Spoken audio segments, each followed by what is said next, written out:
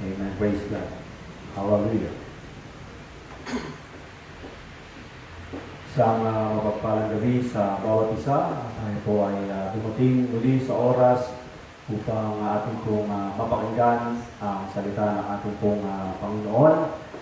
Kapag ako po'y naniniwala, napakahalaga ng salita ng Diyos ay ating pong binibigyang pansin, lalo na sa ganitong mga pagkakataon. Okay, so tayong lahat po muna ay tumayo. Tayo po mananalangin habang ang salita ng Panginoon ay ating pong babasahin ngayong pong gabi. Amen. Ganito po ang pagkasabi sa aklat ng Lucas chapter 10 verse 1 hanggang 3. Ganito po ang pagkasabi. Lucas 10 verse 1 hanggang 3. Pagkatapos na ng mga bagay na ito, ang Panginoon ay naghalal ng 70 at sila'y sinubong dala-dalawa sa unahan ng kanyang mukha at sa bawat bayan at dako ng kanyang paroroonan. At sinabi niya sa kanila, sa katotohanan, marami ang aanihin at pagkakaunti ang mga manggagawa. Kaya tinalangin ninyo sa Panginoon ng aanihin na magpadala siya ng mga manggagawa sa kanyang aanihin. Magsiyaon kayo sa iyong lakad. Narito, sinusugo ko kayong gaya ng mga kordero sa gitna ng mga lobo. Pagpalain na pagkabasa ng banal na salita ng Panginoon. So, madali po tayong manalangin. Ang manaming banal na makapangyarihan sa lahat. Ngayong gabi, Panginoong Diyos, kami po'y sama-samang lumalapit, hiningi ng gabay at patnubay sa mga salita mo, O Diyos, na mahayag sa aming pong kalagitnaan. O po, Panginoon o Diyos, ang mangusap. Magsalita, Panginoon, at magpaunawa ng mga bagay na ito, Diyos, na aming pong pag-aaralan. Sapagkat sa aming mga sarili, wala kaming magagawa, Panginoon Diyos. Maging gagalingan nawa sa aming Panginoon at pagpapala. Bawat salita mo, Panginoon, aming pong mapapakinggan ngayong pong gabi o Diyos, magpalain ng bawat isa na nagsisipakinig, Panginoon, maging ang mga nasa kanilang mga tahanan, sumagana nawa, Panginoon, o God, ang iyong pong biyaya at pagpapala sa pangalan ni Jesus. Amen. Praise God. Hallelujah. Ngayong pong gabi ay ating pong bibigyang pansin ang may kaugnayan sa napapanahon na kaganapan at pangyayari. Then sa ating pong panahon. Sapagkat ngayon po ay tayo po ay nasa kalagitnaan ng isang crisis o crisis globally. Ibig sabihin ang buong mundo ay dumaraan sa isang crisis sa usapin ng tinatawag na pandemya. At ang isa sa nakakatawag pansin sa ating pong kaganapan sa ating pong mundo, lalo na dito sa bahagi ng ating bansa, ay yung pong pagtugon ng mga tinatawag nating mga frontliners. Mga frontliners. At itong mga frontliners, sila po yung habang tayo ang karamihan ay lumalayo at umiiwas sa karamdaman, sila naman ay sumusugod at sumusulong upang sila yung humarap sa mga karamdamang ito, hindi upang ipahamak ang kanilang sarili, kundi upang iligtas ang ilan, mabigyan babala ang ilan. Kaya po napagandang kalalagayan na sabi nga ay ating pong bigyang karangalan din naman ang mga sumasagupa at umaharap sa krisis na ito. Ang mga healthcare professionals, mga medical team, ang ganoon din ang mga nasa kapulisan, mga kasundaluhan natin, ang mga firefighters, sila po ay kabahagi din at ilan pa na mga sabi nga ay handa sila na tumugon upang sila po yung mauna. Na sabi nga ay bumalikat sa kinakaharap po nating krisis. Kasama ng mga government agencies na meron po tayo na sila po ay tumutuwang upang masolusyonan ang ating pong kinakaharap na mga suliranin sa ating pong panahon ngayon. Pero sa mga bagay nito, ating pong bibigyang pansin ngayong gabi na hindi lamang po sa mga ganitong pagkakataon nangangailangan ng tinatawag na mga frontliners. According sa pag-aaral, ilan na po ang namatay sa frontliners, ilang doktor na ang nasawi, nurses, mga healthcare agents. At ito po ay nakalulungkot na pangyayari Pero dahil sa atas ng tungkulin, kasama rin ng mga pulis at iba pang mga nasa authority na sila po ay naroon at humarap, nakalulungkot mang isipin pero kasama po sa kanilang sinumpaang tungkulin ang mga bagay na ito. At ito po isang napagandang halimbawa, lalo na sa usapin ng tinatawag na pananampalataya. Amen? Sapagkat sabi ko nga, kung mga taong ito handang magsakripisyo, magbuwis ng kanilang buhay, alang-alang sa tawag ng tungkulin, di ba dapat na ang mga mananampalataya, tagasunod ng ating pong Panginoong Hesus, ay dapat merong ganito rin mga damdamin. Ngunit ang nakalulungkot na katotohanan, hindi po lahat sa atin, hindi lahat ng mga mananampalataya, tagasunod ng ating pong Panginoong Hesus, ay tinataglay ang ganitong kaisipan o damdamin. Meron po isang lalaki ng pangalan ay John G. Lake. Ito po siyang American missionaries. Amen? At ang taong ito ay nakilala sapagkat siya po ay natanyag ang kanyang pangalan sa panahon doon po may kumalat na plague o salot o may kumalat po na mga nakahawat, nakamamatay na karamdaman sa bahagi po ng Africa noong 1909 at nagkataon na ang kanyang grupo ay naroon sa Africa kung saan nangangailangan ng maraming mga frontliners upang tumulong sa mga apektado ng tinatawag na karamdaman. Lalo na yung partikular na karamdaman, tinatawag na black water disease, na kung saan ito po ay may halintulad sa modern day natin na malaria according sa mga pag-aaral. At napakarami naging biktima ng kalalagayang ito. At sila at ang kanilang grupo ni John G. Lake ay sama-samang tumutulong. Pero nakakatawag pansin, napakaraming mga namatay na mga frontliners, mga medical staff sa kanila pong ginagawang rescue operation. Sila din po yung naglilibing ng mga patay na apektado ng pandemyang ito, ng kaganapang ito.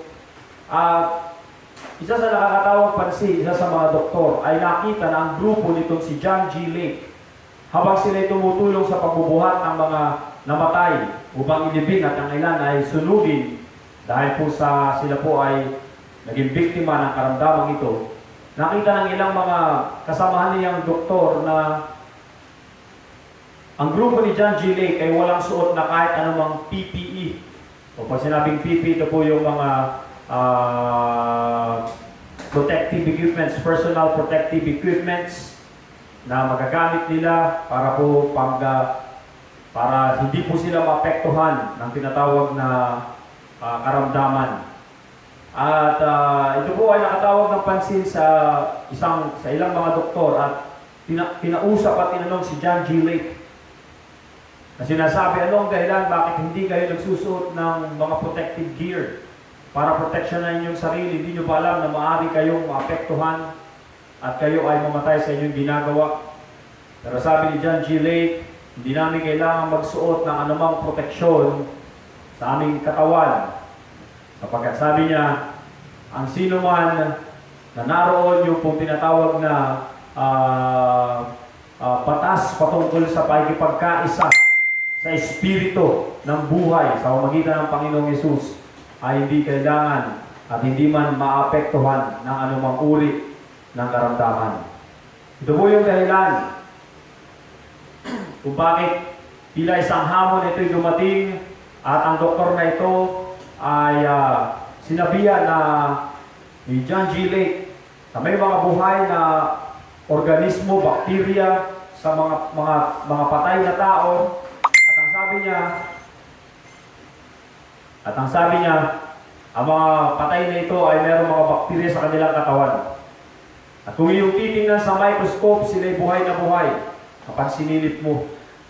Kaya ilagay mo sa aking mga kamay, kumbaga yung mga bakteryang ito, ang mga bahaging ito, at tingnan natin sa microscope. Kaya po ito yung kanilang ginawa ng doktor at sinuri yung mga bakterya na naroon sa katawan ng patay at nakita niya na buhay nga ito. Kaya naman ito nilagay sa kamay ni John G. Lake. At pagkatapos, pagkalagay ng mga bagay nito sa kamay ni John G. Lake nang tingnan dun sa microscope at obserbahan, unti-unting nangamatay yung mga bacteria, yung mga germs na naroon.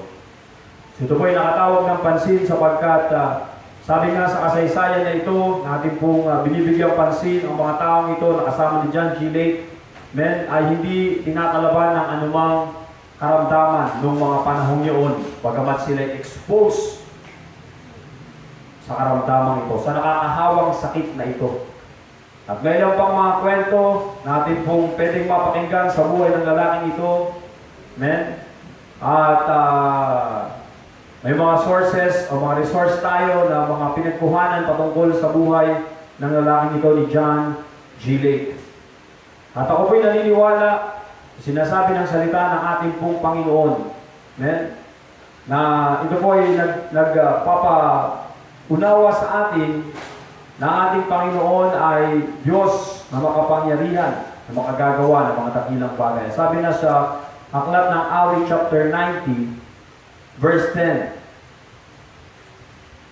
91 verse 10. No evil shall befall you, nor shall any plague come near you or near your dwellings.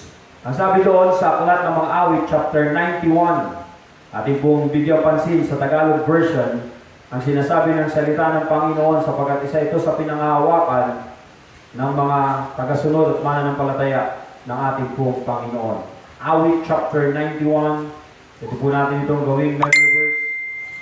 Verse 10, ang sabi dito, di mo abuting ikay mapahamak, di mararanasan kahit anong uri ng mga paghihirap sa iyong mga tahanan. At sa mas malalim na version, ay mababasa po natin ang may kaugnayan sa tinatawag na pag-iingat ng Panginoon sa mga tahanan habang tayo po ay nagsisipaglingkod sa ating pong Panginoon. Amen? Na ibig sabihin, kung pangawakan natin ang mga pangako ng ating pong Panginoon, amen? Tayo po ay kaya niyang proteksyonan sa anumang uri ng mga karamdaman na nasa ating pong panahon ngayon.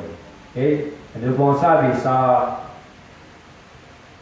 mas malalim pa na salin, aklat ng mga Awit chapter 91, verse 10, walang kasamaang mangyayari sa iyo, ni anumang salot ay lalapit sa iyong tolda.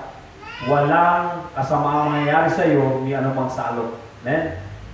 Neither shall any plague come near your dwelling. Walang makakalapit na mga salot, walang makaka-apekto sa iyo at sa iyong mga tinatahanang dako. Ito po ay isang napagandang pangako ng ating pong Panginoon. At tayo po bilang mga mananampalataya ngayong gabi, dapat nating maunawaan na ang bawat tinawag, hinirang ng ating pong Panginoon at pinili, dapat po nating maunawaan na tayo po'y tinatawag upang maging mga frontliners. Kaya nais ko pong mangaral sa paksa, the Lord's frontliners. Amen?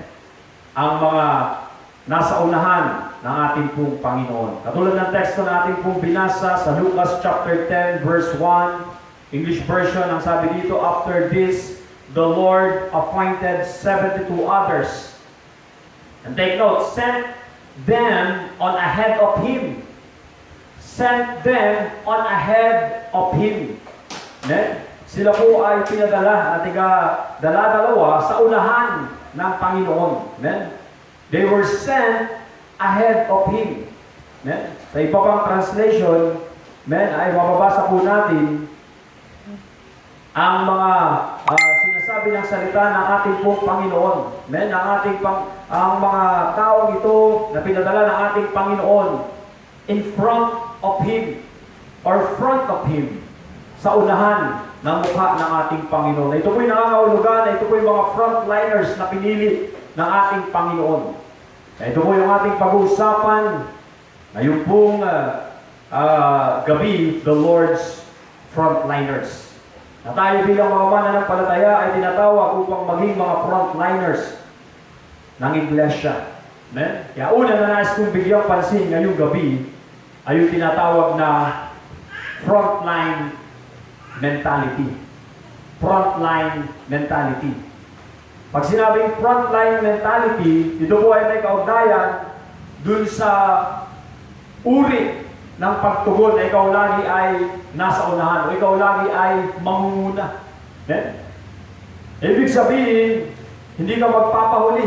Di ba? Sa usapin ng pagdalo, hindi ka magpapahuli. Sa usapin ng paglilingkod, hindi ka magpapahuli. Sa usapin ng pagbibigay, hindi ka magpapahuli. Sa usapin ng pagtugon sa panawagan ng Panginoon, hindi ka magpapahuli. Bakit? Sapagkat ikaw ay merong frontline mentality. Ang problema sa ating pong panahon ay maraming mga mananampalataya, Kristiyano at mga alagad na hindi taglay ang ganitong kaisipan. Kailangan natin dumalangin at humingi sa ating Panginoon na magkaroon tayo ng ganitong isipan. Si Pablo ay merong frontline mentality na kung saan siya laging umaabante sa pagsulong o sa pagsusulong ng kaharian ng Diyos. Si Esther, sa lumang tipan ay mababasa po natin yung kanyang frontline mentality na kung saan siya po ay nakahanda. Niya sabi nga ay magbuwis ng kanyang buhay.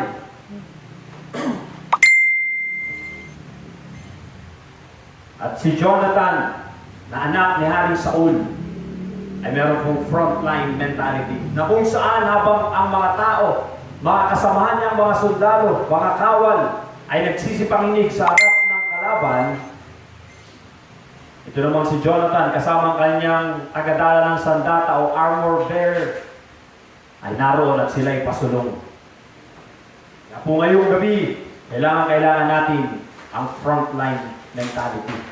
Kasi kung walang susulong, walang susugod, walang mangunguna, walang tatayo sa unahan, ang lahat ay naroon sa bahaging likuran. Kailangan po natin ito at taglayin ang frontline mentality. Tingnan natin ilang mga katotohanan patungkol sa tinatawag na frontline mentality. Una na nais kong bigyan pansin, frontliners mentality knows no fear. Yun daw pong kaisipan ng mga frontliner o frontliners mentality, hindi po sila kumikilala ng pagkatakot. Katulad ng ating mga medical staff, katulad ng ating mga nasa kapulisan ngayon, totoo sa loob ng kanilang dibdib ay mayroong pag-alam, may mga pag-agam-agam, ang ating mga doktor, mga nurses, ating mga nasa kapulisan at ilang pang bahagi ng ating government na sila po yung naka-frontline, alam nila na meron pong possibility na sila ay mahawa.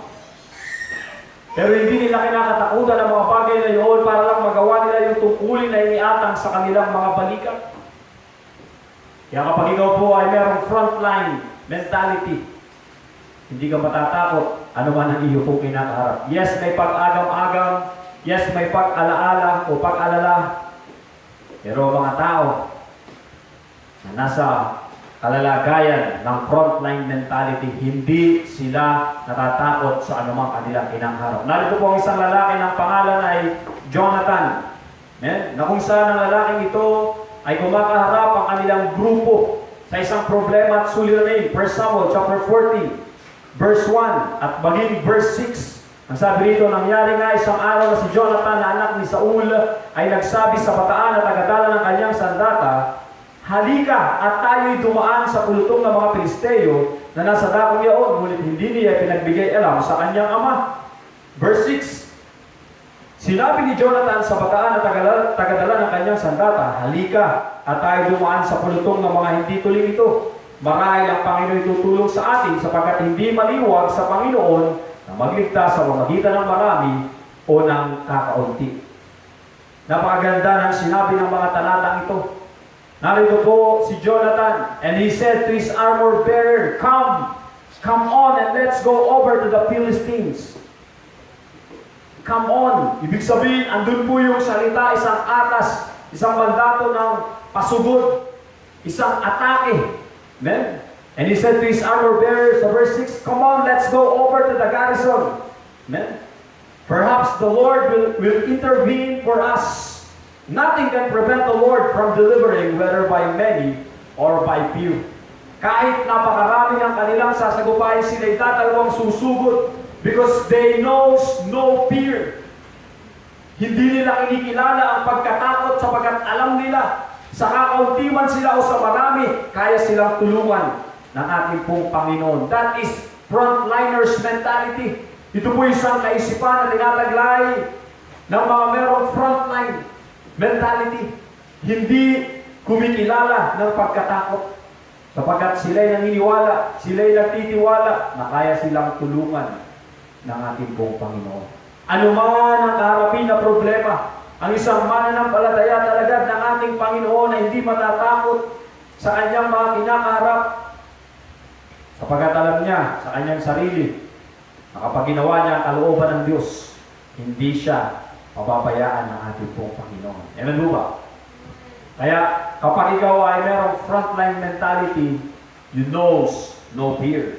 Amen. Pangalawa, frontliners mentality moves forward, not backward, nor stationary. Amen. Anong ibig sabihin? Frontliners mentality moves forward, not backward, nor stationary. Ang mga may frontline mentality, sila po ay nag-iisip lagi ng pagsulong, hindi ng pag-atras, ng pag-atake, at hindi ng pag-quit o pagtalikod. At lalo hindi rin sila nag-iisip na manatili na stationary. From the word stationary, nasa stasyon, nasa station. Ibig sabihin, ng salitang stationary, sa dictionary ay mabibigyan pansin po natin ang sinasabi ng salitang ito. Pag sinabing stationary, may kaugnayan ito sa without movement, amen? Without moving, without tendency to move. Sabi nga rin, stationary means not moving or not intended to be moved. Amen? Not moving or not intended to be moved. Nang ibig sabihin, ang mga frontliners mentality o taglayan ganitong katangian, amen? Hindi po sila mananatili na walang ginagawa. Hindi po sila mananatili na hindi sumusulong. At hindi po paatras o hindi pabalik ang kanila pong kaisipan, kundi laging pasulong, pasugod. Yun po ang magandang katangian kapag merong frontline mentality. Ang hakbang ay laging pasulong. Sa paglilingkod sa ating pong Panginoon, hindi tayo pwedeng parang nagtsatsatsya. Abante ng isa, atras ng dalawa. Abante ng isa, atras ng tatlo. Abante ng isa, atras ng apat. Parang nagtsatsatsya na paglilikod, hindi po pwedeng gano'n. Kapag meron kang frontline mentality, ang iyo pong position ay laging naka-attack position. Amen? Laging pasulong. Yun ang frontliners mentality. Amen? At hindi ka mananatili sa iyong inalalagyan, sa iyong station. Ang mga sundalo ay hindi nakadesenyo para manatili lang sa kanilang mga station, sa kanilang mga pwesto, sa kanilang mga kampo. They are designed to attack. They are designed to patrol. Yun po ang disenyo sa kanila. Amen? Kaya dapat ang mga Kristiyano, ang mga mananampalataya, laging pasulong. Makikita po natin ang sinabi nitong si Jonathan sa kanyang armor bearer. Amen? Magandang example o halimbawa. Amen? Nasabi nitong si Jonathan sa kanyang bataan o sa kanyang tagatala ng sandata, 1 Samuel chapter 14, verse 12. Then the man of the garrison said to Jonathan and his armor bearer, "Come on up to us so we can teach you a thing or two." Then Jonathan said to his armor bearer, take note, "Come up behind me, for the Lord has given them into the hand of Israel." And Jonathan crawled up in his hands and feet with his armor bearer following behind him. Jonathan struck down the Philistine while his armor bearer came along behind him and killed them. Ang sabi nito si Jonathan, umahon ka, nakasunod ko. Si Jonathan, sa pag-atake, hindi niya sinasabing, attack, I follow you. At hindi niya sinasabing, retreat, follow me. Amen? Hindi. Pag sinabi niya, attack, follow me, siya yung nasa unahan. Amen? Siya yung pong nangunguna. Ito po yung kaisipan ng mga frontline mentality. Kapag umatake, hindi po iba ang pinapauna. Si Jonathan taglayan ganitong kaisipan. Sabi nga doon, sila ay sumugod. Amen? And his armor bearing or bearer following him, following behind him, nasa likod niya. Kaya po napagandang katangian na dapat nating taglayin ang katangian ito ni Jonathan, na anak ni King Saul. He is a man who is always in front of the battle. Siya po ay lalaki na laging naroon sa pag-atake, nasa unahan ng pakikipagbaka. Kaya napagandang katangian, hindi po dapat paatras ang mga Kristiyano. Hindi dapat paurong ang mga mananampalataya sa gitna ng problema at suliranin. Kaya maraming salamat sa mga nakikibahagi sa gawain ngayong gabi na kayo ay narito. Hindi kayo umurong. Amen? At sa mga nagsisipanood, salamat. Hindi rin kayo umurong na makinig ng mensahe nito. Amen? Sapagkat ang usaping ito hindi lamang sa panahon ng krisis na ito. Ang usaping ito ng pagiging frontliners ng ating pong Panginoon ay hindi lamang nakapaloob sa usapin ng haba kung kailan mananatili ang ating pong kinakaharap na suliranin sa COVID-19, sa virus na ito. Kung dito po'y nangungusap sa kabuuan ng ating pong paglilingkod. Ito po'y nangungusap sa pagpapatuloy ng ating pong paglilingkod. Isa pang katangian na makikita po natin sa mga merong frontline mentality or frontliners mentality can experience great miracles that others cannot.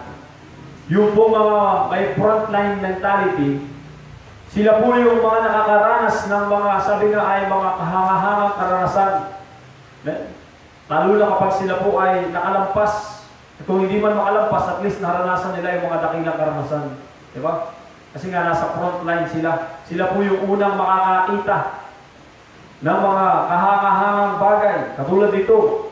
Amen? Ito pong si Jonathan at ang kanyang armor bearer. Ang sabi nga rito sa 1 Samuel chapter 14 verse 14 to 15.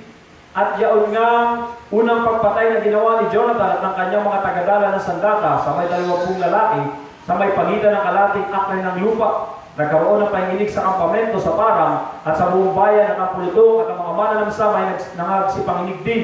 Lumindol sa gayon nagkaroon ng totoong malaking pagkayanig. So yung pong pagsugod nila, pag-atake nila bilang mga frontliners, nakakita po sila ng himala. Una, pinagtagumpay sila ng Diyos. Dalawa sila laban sa maraming mga lalaki. Sabi doon, 20 yung napatay. Pero marahil higit pa sa 20 yung kanilang kinaharap. At pagkatapos na ang mga ito'y magsitumba, putasin ng mga nitong si Jonathan kasama ng kanyang armor bearer, sabi doon nagkaroon ng malaking kaguluhan dahil sa pagyanig na nangyari sa kampamento ng kaaway. So makikita po natin na sinamahan sila ng Panginoon. Meron pong pagkilos. Meron pong ginawa ang ating Panginoon. Behind the scene, ang mga Lord's frontliners, kapag sila'y humakbang, ang Diyos ay laging mauuna sa kanila. Ang Diyos ay laging naroon upang magbigay ng tulong, hindi lamang ng tulong, kundi maging ng tagumpay. Ito po yung naranasan ng mga alagad sa teksto natin pong binasa.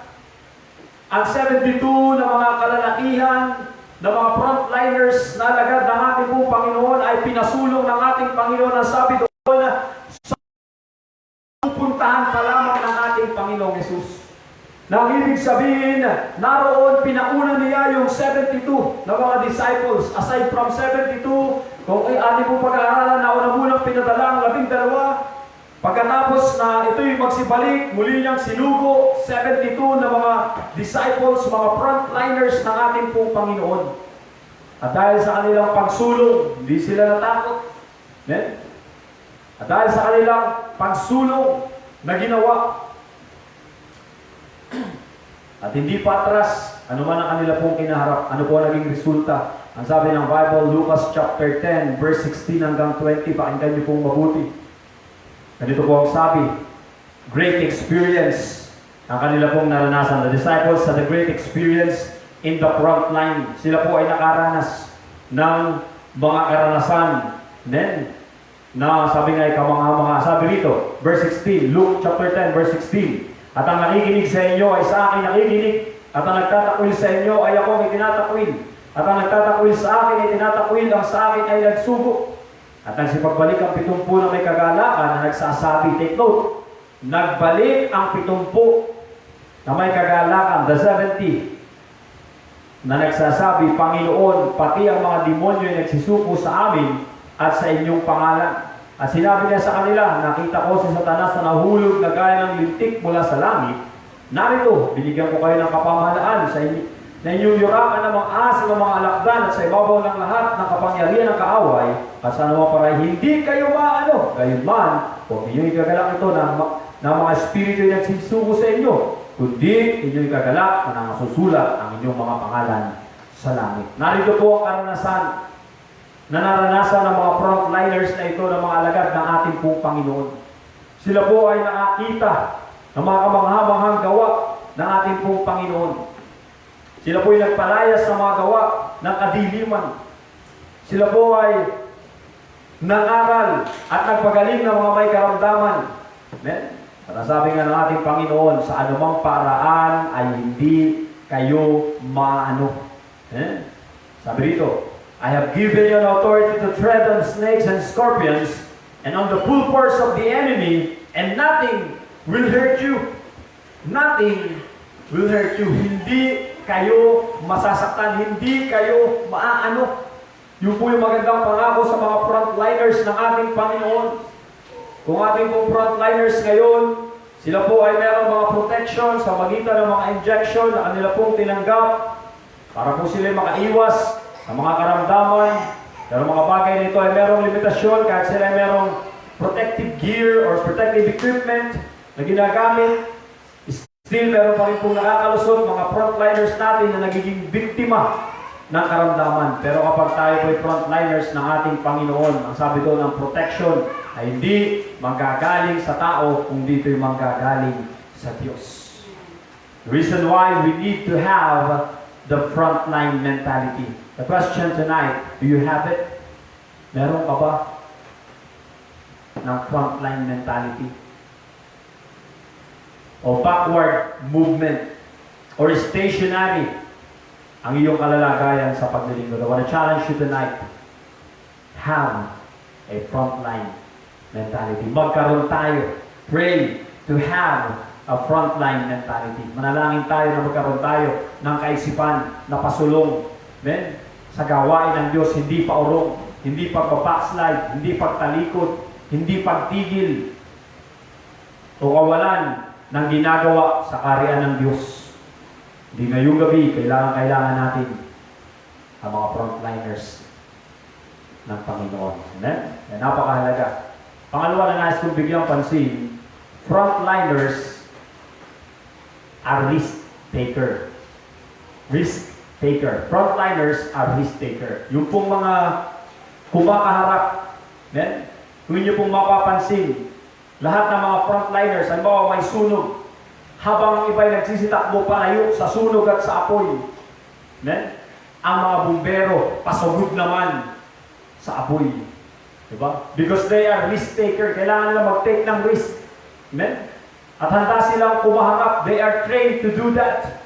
Ang mga pulis habang nagkakagulo ang mga tao dahil sa mga nangyayaring mga kriminalidad at kaguluhan, habang patakbo ang tao palayo sa kaguluhan, ang mga pulis ay paatake naman. Di ba? Because they are frontliners. Ang mga medics, amen? Yung mga tao na involved sa tinatawag na pagliligtas o rescuers, kapag merong mga sakuna na nangyayari, habang ang mga tao ay patakbo sa sakuna, itong mga rescuers, they are running towards the danger. Amen? Sila po ay tumatakbo papunta dun sa kapahamakan. Dahil sila ay naniniwala na maaaring may mga tao na kailangan ng kanilang tulong. That's why frontliners are risk takers. Sa kaharian ng Diyos, meron pong risk.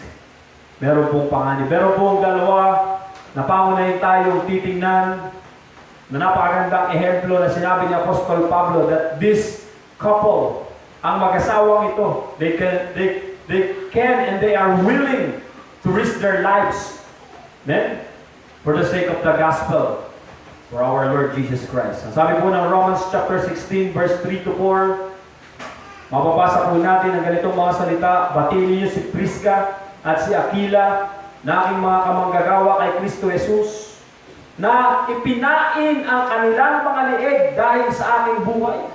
Na sa kanila hindi lamang ako nagpapasalamat, kundi naman ang lahat ng mga iglesia ng mga Hintil. Again, ito pong talatang ito, Romans chapter 16, verse 3 to 4. Greet Priscilla and Aquila, my fellow workers in Christ Jesus, who risked their own necks for my life. Not only I, but all the churches of the Gentiles are grateful to them. They are willing to risk their own necks. Handa sila na isapanganib ang kanilang buhay, alang-alang kay Pablo, alang-alang sa iglesia.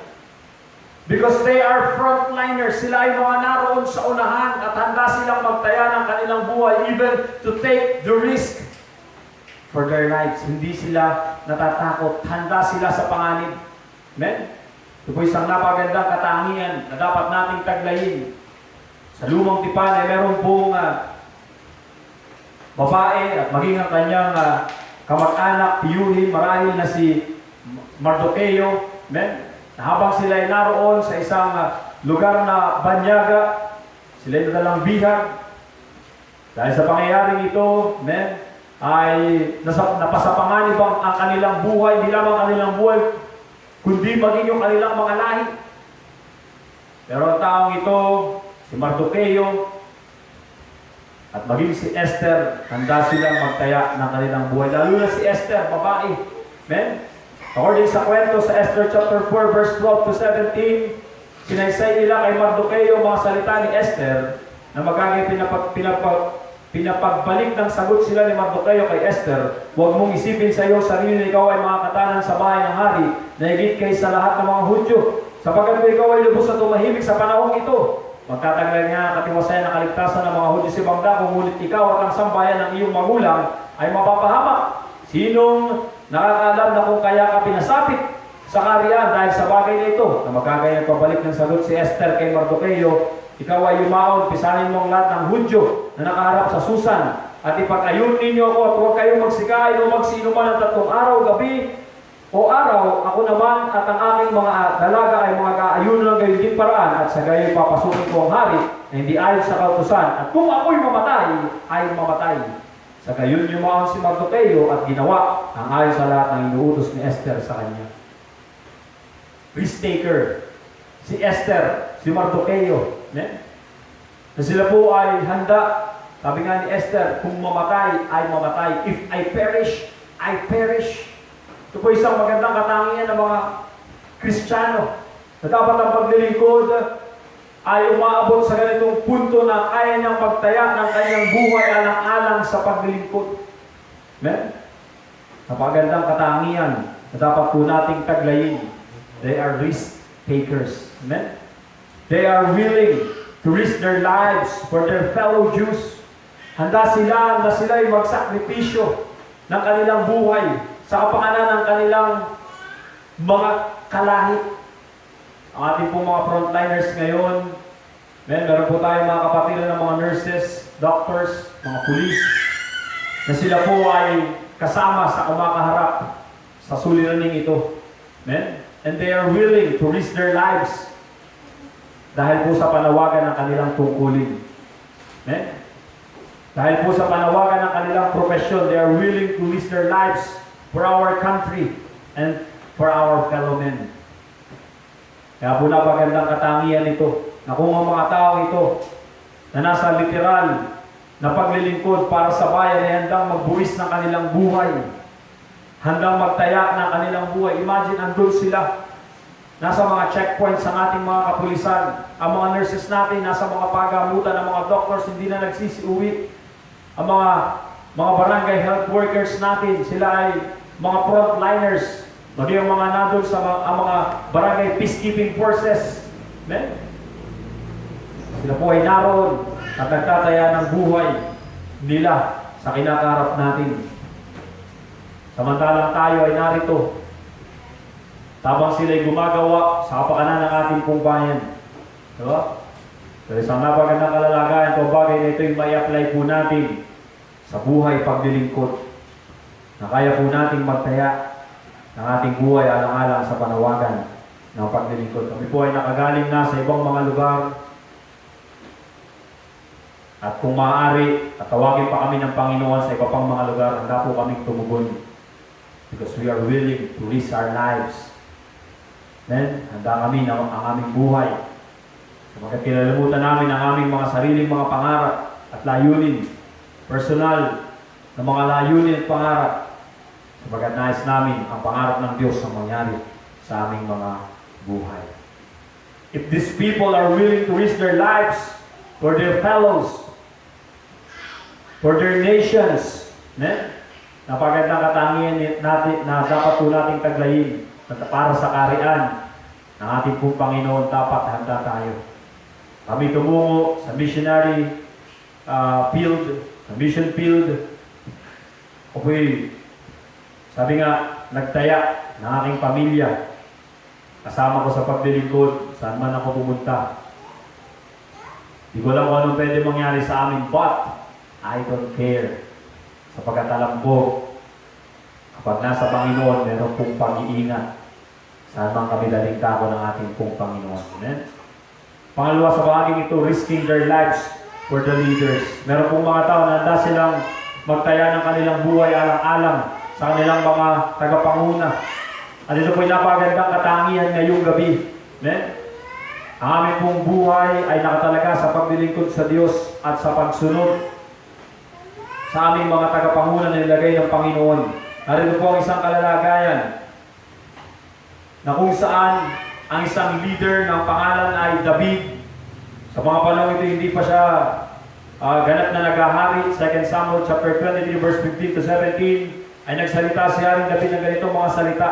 At nagnais si David at nagsabi, O may magbigay sa akin ng tubig sa balon ng Bethlehem na nasa tabi ng pintuang bayan. Take note, ang tatlong malalakas na lalaki ay nagsisagasa sa hukbo ng mga Pilisteo, nagsigib ng tubig sa balon ng Bethlehem na nasa siping ng pintuang bayan at kinuha at dinala kay David. Ngunit hindi niya ininom yaon, kundi kanyang ibinusan na handog sa Panginoon. At kanyang sinabi, malayo sa akin, O Panginoon, aking gawin ito. Iinumin ko baga ang dugo ng mga lalaking nagsiparoon na ipinain ng kanilang buhay, kaya hindi niya ininom ang mga bagay nito, ay ginawa ng tatlong malalakas na lalaki. Ang mga bagay na ito ay ginawa ng tatlong malalakas na lalaki. Narito po ang tatlong lalaki na handang magtaya ng kanilang buhay. Ano kanilang gagawin? Kukuha lang ng tubig para sa kanilang leader, para makasunod sa kanilang tagapanguna. Hindi naman iniuutos sa kanila talaga yun. Kundi ito po yung isang uri ng longingness, isang uri ng pagkauhaw. Dito kay Haring David, na kung saan namimiss niya yung tubig sa Bethlehem. At siya'y napausal, at ito'y narinig ng mga lalaki na malapit sa kanya. At dahil sa mga bagay nito, sila'y nagsipagpasya na sila ay sumulong and they risked their life just for the water, for the sake of their master. Dahil sa kanilang tagapanguna, sa kanilang leader, handa silang magtaya ng kanilang buhay. Ang ating pong pangunahing leader ay walang iba kundi ang ating Panginoong Jesus. Kung ang ating Panginoon ay nagtaya ng buhay para sa atin, dapat din natin taglayin ang ganitong katangian na kaya nating magbuwis ng buhay, sumunod sa kalooban ng ating Panginoon. Actually, wala nga masyadong mahirap na paglilingkod dito sa atin. Walang persecution na pagtanak ng dugo dahil sa paglilingkod. Dahil ang ating bansa ay isang Kristiyanong bansa. Pero may mga bansa, maniwala ka at hindi, napakapanganib kapag naglingkod sa ating pong Panginoon. Kung kami po ay nasa mission field, kausap ko ang isang contacts. Sabi niya sa akin, binigyan niya ako ng babala. Sabi niya sa akin, Pastor, you need to be careful because there are missionaries here that was been killed because they are preaching the gospel. They are preaching about Abraham, Jacob, and about Jesus. And sabi niya, and then I received a text message from those people who killed this missionary that I know. Nag-text sa kanya na sinasabi, sino mo may-ari ng cellphone na ito ay huwag nang hanapin sapagkat hindi na masusumpungan ang taong ito. So there are risks. Meron pong mga panganib. Magkaganon pa man, hindi dapat ito maging hadlang. Katulad ni Priscilla at ni Aquila na sila'y handa na ipain ng kanilang leeg sa kanilang panahon. Ito po yung isang uri ng pagsasakripisyo alang-alang sa pakanan ng kaharian ng Diyos. Kaya nilang ipain ang kanilang buhay para sa kanilang kapwa manggagawa na si Pablo. Doon si Priscilla at si Aquila, sabi nga rito, ipinain ang kanilang mga liig dahil sa aking buhay at sa mga iglesia. So risking their life for their leaders and for their church. Risking their life for preaching of the gospel. Yung pong handa na mapasapanganib ang buhay sa pangangaral ng salita ng Diyos. This is frontliners task. Amen? And there are risks in that task. Meron pong panganib. Amen? Katulad ni Apostol Pablo na sa kanyang pangangaral, sa maraming pagkakataon siya po ay nasa kapanganiban. Amen? Maraming panganib na pwedeng kaharapin sa paglilingkod sa ating pong Panginoon. Lalo na kapag nagsimula kang mangaral ng salita ng Diyos. Amen? Ang banta ng kaaway ay nariyan at naghihintay. Hindi po sa nananakot, pero sa karanasan namin sa paglilingkod sa ating pong Panginoon. Amen? Marami na pong naging hadlang sa amin. At napansin ko nga, habang ikaw ay naglilingkod ng, sabi nga, mas lumalalim, mas lumalapit yung iyong paglilingkod sa ating pong Panginoon, lalo sa usapin ng ministeryo, ay mas maraming risk ang inilalagay ng kaaway ng Diyos. Ganun pa man, hindi po ito pwedeng maging hadlang. Sabi nga ni Apostol Pablo, 2 Corinthians chapter 11, verse 23 hanggang 28, ay ganito, sila pa kayo mga ministro ni Kristo, ako'y nangungusap, nawaring nasisiraan ng bait, lalo pa ako. Sa pagpapagala ko'y lubang sagana, sa mga bilangguan ay lubang padalas, sa mga palo ay walang bilang, sa mga ikamamatay ay malimit. Grabe ang panganib. Sa mga Hudyo ay makalimang tumanggap ako ng tig-4 na palo, kulang ng isa. Makaikatlong ako'y hinampas ng mga pangampas, minsan ako'y binato. Makaikatlong ako'y nabagbag, isang araw at isang gabi na ako'y nasa kalaliman ng dagat. Sa mga paglalakbay ay madalas, sa mga kapanganiban sa mga ilog, sa mga kapanganiban sa mga tulisan, sa mga kapanganiban sa aking mga kababayan, sa mga kapanganiban sa mga intim, sa mga kapanganiban sa bayan, sa mga kapanganiban sa mga ilang, sa mga kapanganiban sa dagat, sa mga kapanganiban sa gitna ng mga bulaang kapatid, sa pagpapagalat sa pagdaramdam, sa mga pagpupuyat ay madalas, sa gutom at uwaw, mga pag-aayuno ay madalas, sa ginaw at kahubaran, bukod sa mga bagay na iyon, ay may umili sa akin araw-araw ang kabalisahan dahil sa lahat ng mga iglesia. Grabe ang pinagdaan ng panganib ng taong ito. Tayo, katiting lang ang panganib, pero may panganib pa rin. Amen? Pero si Apostol Pablo, amen, napakarami pagkakataon, sabi nga niya, sa ikamamatay ay malimit. Amen? For the sake of preaching the gospel, for the sake of serving God, serving our Lord Jesus Christ. Napakaraming mga kapanganiban ang kanyang pinagdaanan. But, siya'y tinulungan ng ating pong Panginoon. Amen? Napakagandang kalalagayan. Napakaraming risk. Amen? Napakaraming mga panganib na pwedeng dumating sa buhay natin. Isa rito na makikita natin, si Jose na taga-Arimatea, si Nicodemus na namatay ang ating Panginoon. Sila naglakas ng loob, naging frontliners sila sa pagkuha sa bangkay ng Panginoon upang mailibing ng maayos ang ating pong Panginoong Jesucristo. Amen? They risking their status, amen, in their life. Yung kanilang kalalagayan sa buhay, tinaya nila para lang makuha ang bangkay ng ating pong Panginoong Jesus at mailibing ng maayos ang ating pong Panginoong Jesus. Kaya sa buhay paglilingkod, marami po tayong i-take risk. Amen? Marami po tayo na isusuko.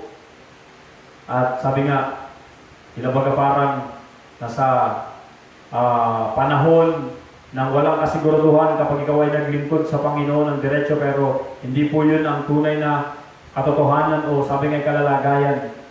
Kundi kapag ikaw ay nagbigay ng buhay at sumunod sa ating Panginoon as a frontliners, amen? Yung hindi ito nangungusap lamang ng pagpapastor, ito rin nangungusap ng paglilingkod, na hindi atras abante, na hindi puro atras, kundi abante ng abante, sulong ng sulong, sugod ng sugod, sa anumang panawagan ng ating pong Panginoon. Hindi po ito nangungusap ng pagpapastor lang, pero gusto kong bigyan ng example na yung gabi, yung mga tao naging bahagi ng aming buhay, na ako po ay nagpapasalamat. Amen? Kaunahang tumugon sa aming ministry, sa pagpapastor, amen? Pastor Michael, Sister Jenny Lagitaw, ang mga ito ay merong maayos na pinagkukuhanan ng hanap buhay, secured ika nga yung kanilang pamumuhay, hindi nila isipin yung mga pakupa sa ganito, bayaran sa ganito, dahil meron silang pang-araw-araw na pinagkukuhanan. Pero sila'y nahamon na tumugon, iniwanan ng kanilang pinagkukuhan ng kabuhayan, ng trabaho, tumugon sa ministry. Ako po ay, sabi nga, sumasaludo sa mga tao na kayang magtaya ng kanila pong kinabukasan, because you are risking your life for the sake of pursuing the gospel. Pastor Adrian, Sister Abby, magaganda ang mga kalalagayan nila sa kanila pong bukasyon, sa kanilang pwedeng maging trabaho. But they are willing to give up their career para sumunod sa panawagan ng ating pong Panginoon. Amen? Pastor Chris, Sister Emily Beltran, ito po yung nasa Kabanatuan ngayon. Amen? Maganda ang kanilang kalalagayan sa kanilang lugar, sa isang bayan, sa San Antonio, sa bahagi po ng Nueva Ecija. Pero tumungo sila ng Kabanatuan, uupa doon. Amen? At iniwanan nila yung kanilang comfort zone, sumunod para maglingkod sa ating Panginoon. Ngayon, tumugon sa ministry, iniwanan ang kanilang trabaho para lang makasunod sa kalooban ng ating Panginoon at makapaglingkod ng diretso. They are risking their future. Amen? Pero magandang balita, amen? Si Pastor Lito at Sister Alona Tenorio, katutugon lang sa ministry. Naalala ko pa, si Pastor Lito noong kausap ko, ay pupunta sana muli sa ibang bansa para to secure the future of his family. Pero nung siya nagsimulang maglingkod at nagpaalagad under my ministry, ay nag-decide siya na manatili na lang dito, take chance in business. Then, kaya po talagang, sabi nga ay nag-take ng risk para sa kanyang pamilya. At ito lang ay katutugon sa ministry. Amen? Na po ito isang uri ng frontline mentality, mga minamahal na kapatid sa Panginoon. Hindi lamang usapin ng pagtugon sa ministry ang pinag-uusapan natin. Hindi yung mismong ating paglilingkod. Because whether we are in the ministry or not in the ministry, kung kami man ay mapalagay sa position in ministry or kung kami man ay maging alagad ng ating pong Panginoon na wala sa position sa ministry, kami po ay mananatili to take the risk in serving our Lord. Gusto po namin na nasa frontline. Hindi po kami takot para sa mga bagay nito sapagkat meron kasigurudahan sa ating pong Panginoon. Kauli-uli at katapos-tapusan, frontliners' aim is to save others by giving his life. Frontliners' aim, ang layunin ng mga frontliner ay sila ay makapagsalba, makapagligtas ng iba sa magitan ng pagsasakripisyo ng kanilang buhay. Amen? Grabe. Kaya ako po ay believe at hanga sa mga frontliners natin ngayon sa ating bansa. Pero I give double salute sa mga frontliners ng ating pong Panginoon. Sapagkat hindi lang po pandito sa lupa ang inyong ginagawa kung kayo po yung mga frontliners ng ating Panginoon. Tingnan natin ang ilan. Ang sabi ng salita ng Panginoon, Jude chapter 1 verse 22 to 23, at ang ibang nag-aalinlangan na inyong kahabagan at ang iba'y inyong iligtas na agawin ninyo sa apoy at ang iba'y inyong kahabagan na may takot na inyong kaputan pati ang mga damit na dumisan ng laman.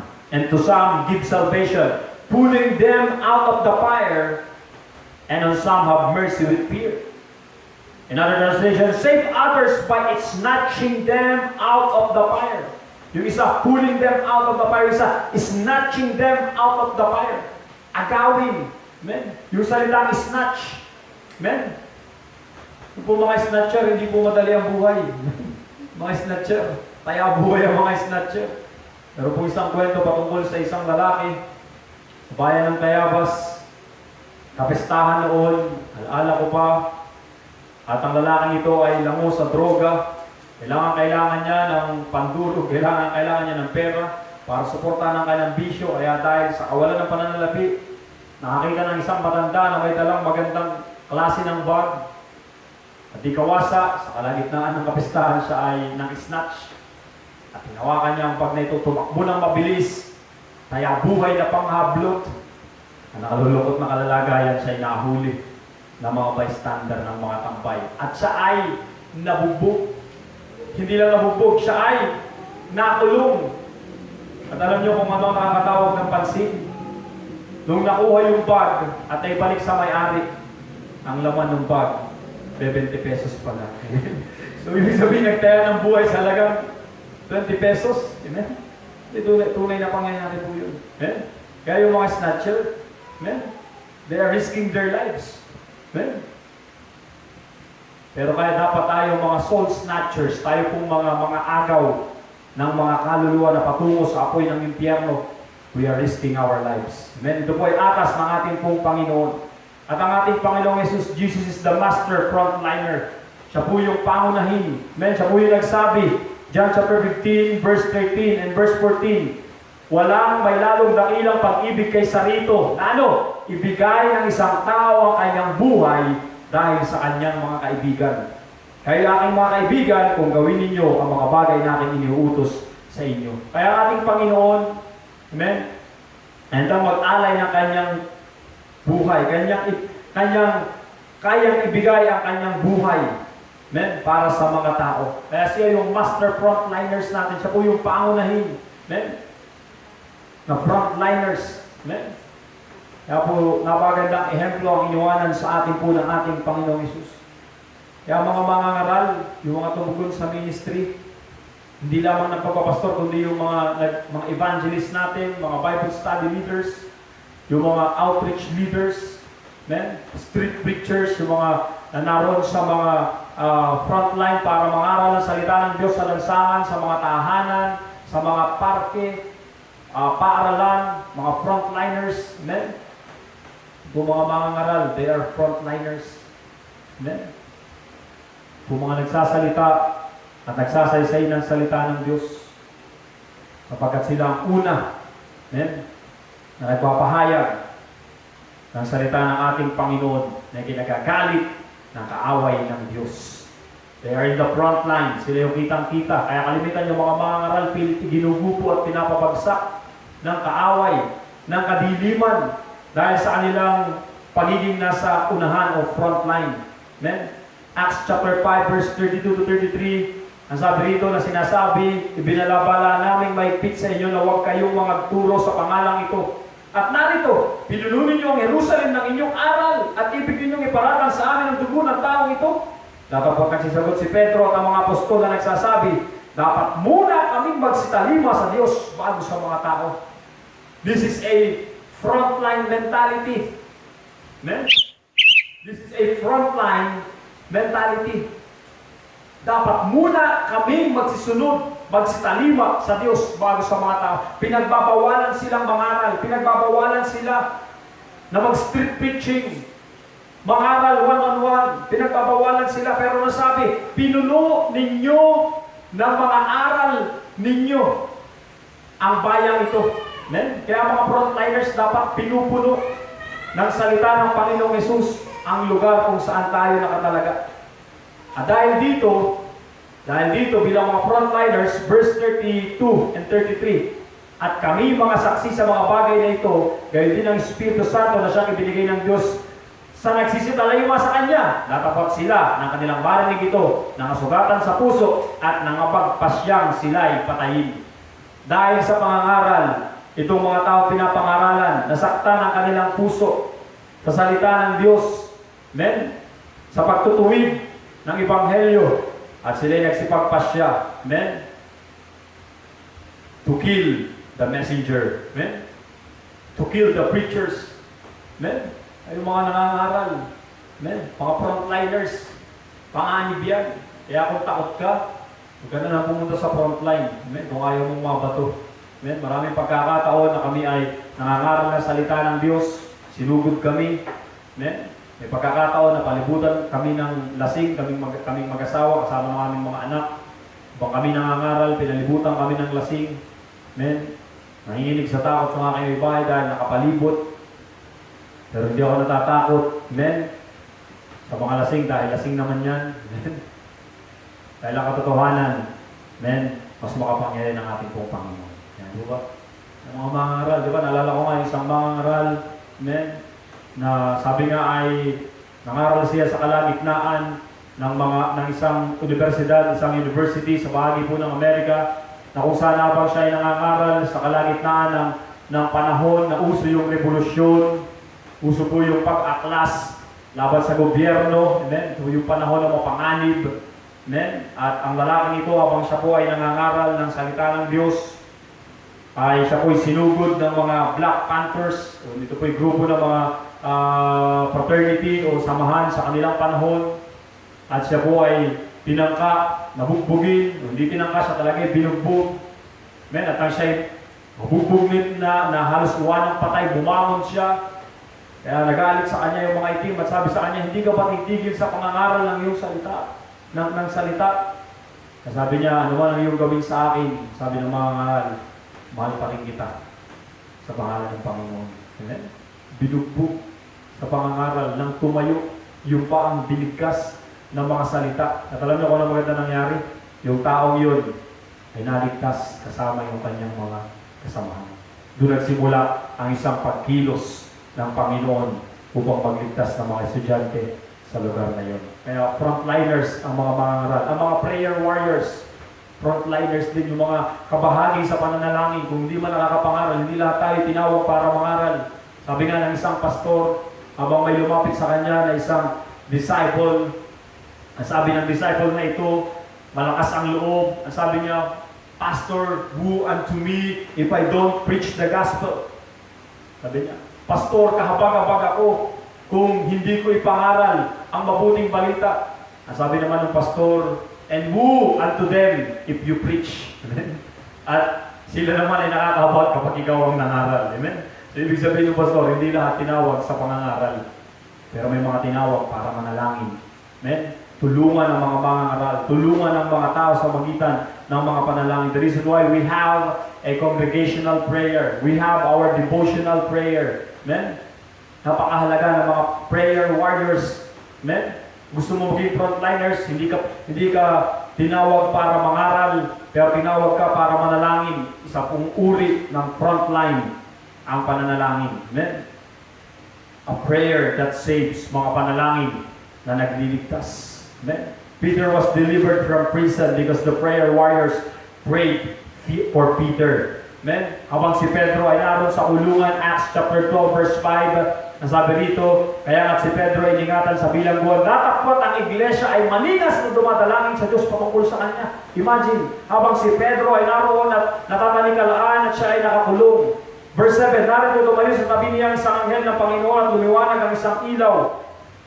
Sa silid na kulungan, tinapik si Pedro sa gilid at siya'y nagising at sinasabi, magbangon kang madali. Nangalaglag ang kanyang mga tanikala sa kanyang mga kamay dahil sa panalangin tinulungan ng Panginoon. Amen? Si Pedro, sa pamamagitan ng anghel.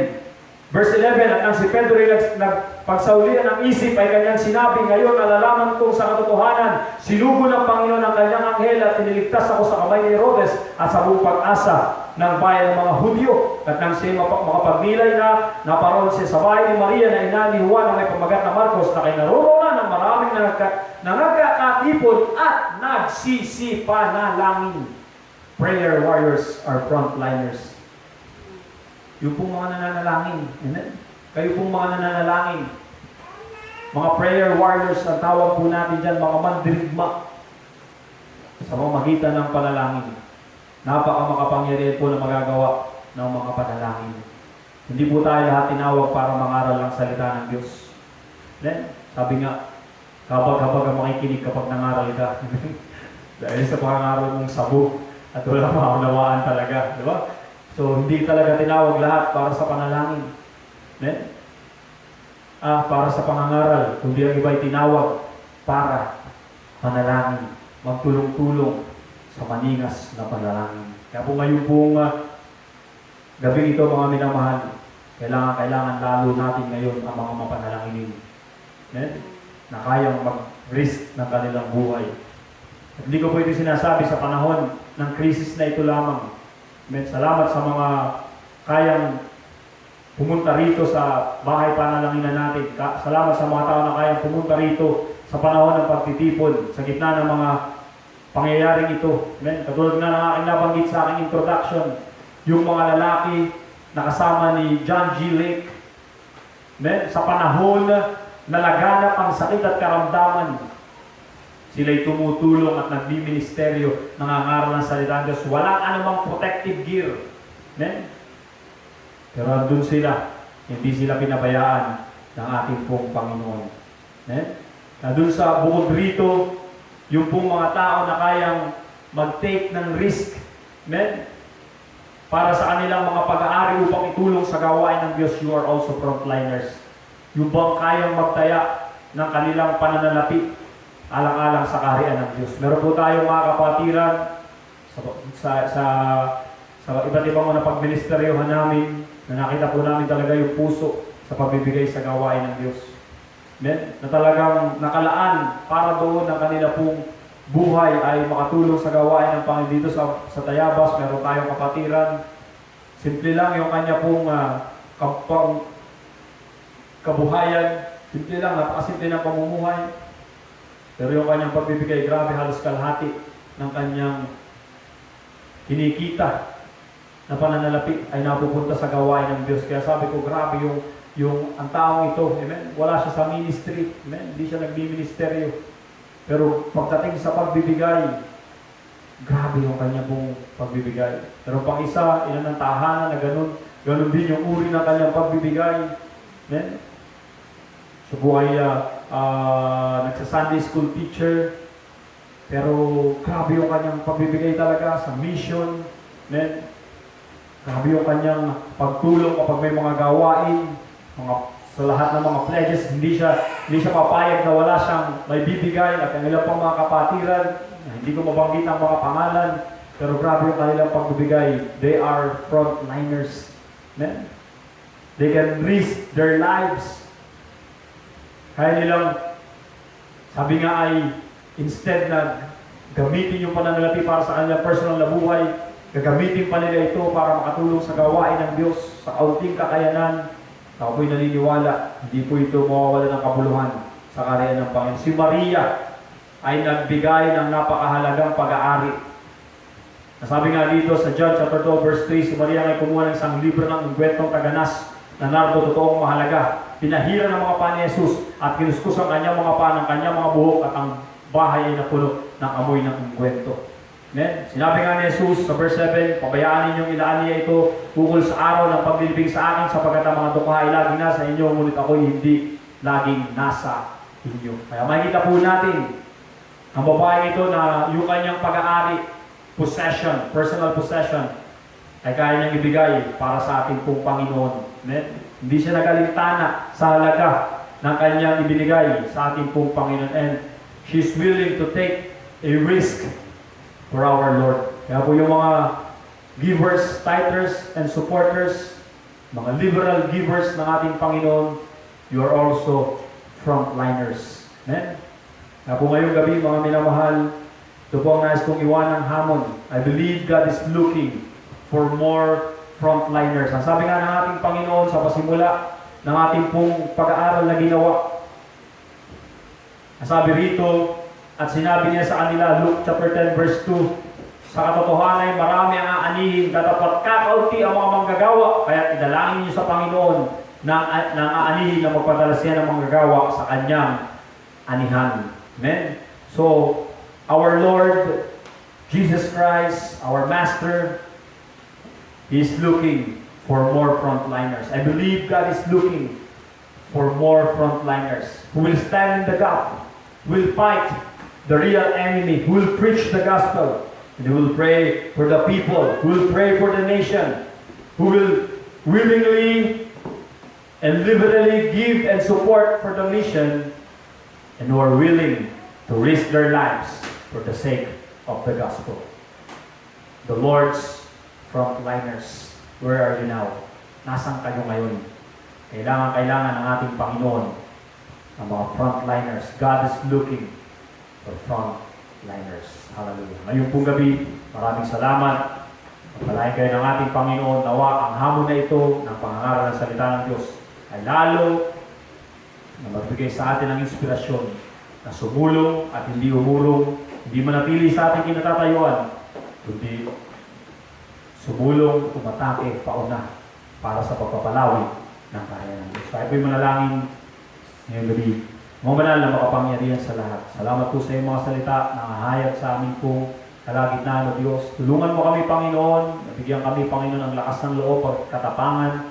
Tamang pagpapasya, karunungan at kaalaman na kailangan po namin upang manatili kami, Panginoon, sa frontline at gawin ang kalooban mo, Diyos. Maraming pong salamat.